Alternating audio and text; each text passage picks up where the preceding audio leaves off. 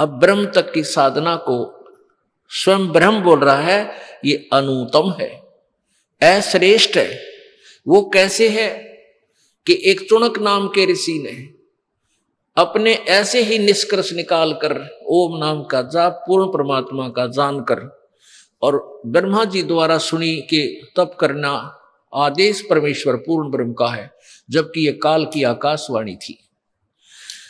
इसको जानकर तप किया, ओम ओम, पहले ओम का जाप किया, उच्चारण करके लिखा गीता जी अध्याय नंबर 8 के श्लोक नंबर 13 में। ये उच्चारण करके श्रवण करने का यथार्थ ज्ञान इसने भी नहीं बता रखा।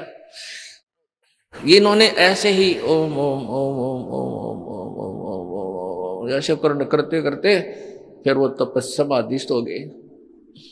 फिर सिद्धि बन गई तप करने से। तप के बदले में राज्य प्राप्त होता है और कुछ सिद्धियां आ जाती हैं। अब चुणक ऋषि में सिद्धि आ गई बहुत जबरदस्त। ओम नाम के जाप से भी सिद्धियां, मंत्र के जाप से भी सिद्धियां आ जाती हैं। उधर से एक मानधाता नाम के चक्रवर्ती राजा थे। उसने अपनी पूरी पृथ्वी पर राजा शासन काबू कर रखा था, शासन कर रखा था। अन्य छोटे छोटे राजाओं को अपने अधीन कर रखा था।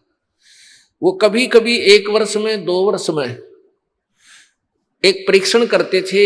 एक घोड़े के गले में एक पंपलेट डाल दे लिख देते थे और साथ में सैकड़ों की संख्या में सैनिक भेज देता था। उस घोड़े पर कोई सवार नहीं होता था, वो घोड़ा चलता रहता था मन मस्ती, किधर ही जाए जाए।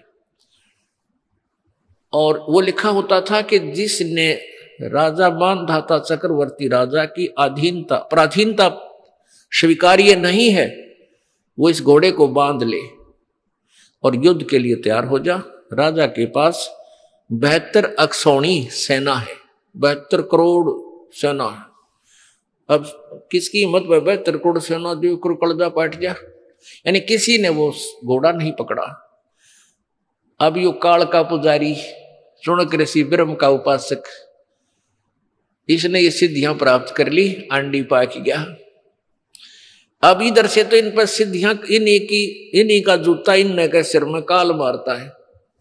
चुणक ऋषि से साधना करवाई, हठ योग करके बम बना लिया, एटम बम, सिद्धियां बरबर ली।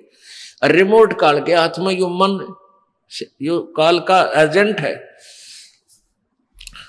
तो जो ही इस चुणक ऋषि ने वो घोड़ा देखा जिस पर कोई सवार नहीं था, पूछा सैनिकों से कि भाई सैनिकों, इस घोड़े पर सवार क्यों नहीं है।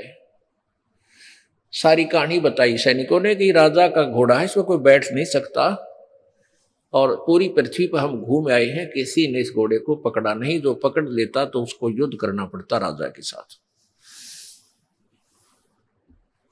चुणक ऋषि ने पूछा भी क्या किसी में इतनी हिम्मत नहीं हुई कि तुम्हारे राजा के घोड़े को पकड़ लेता, बांध लेता।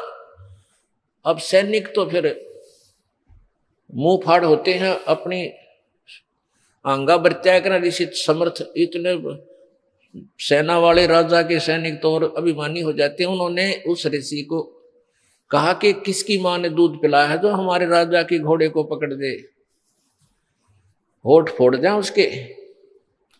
अब चुणक ऋषि के पे अंगाना डटा ने बोला भाई मैं पकड़ लूं तो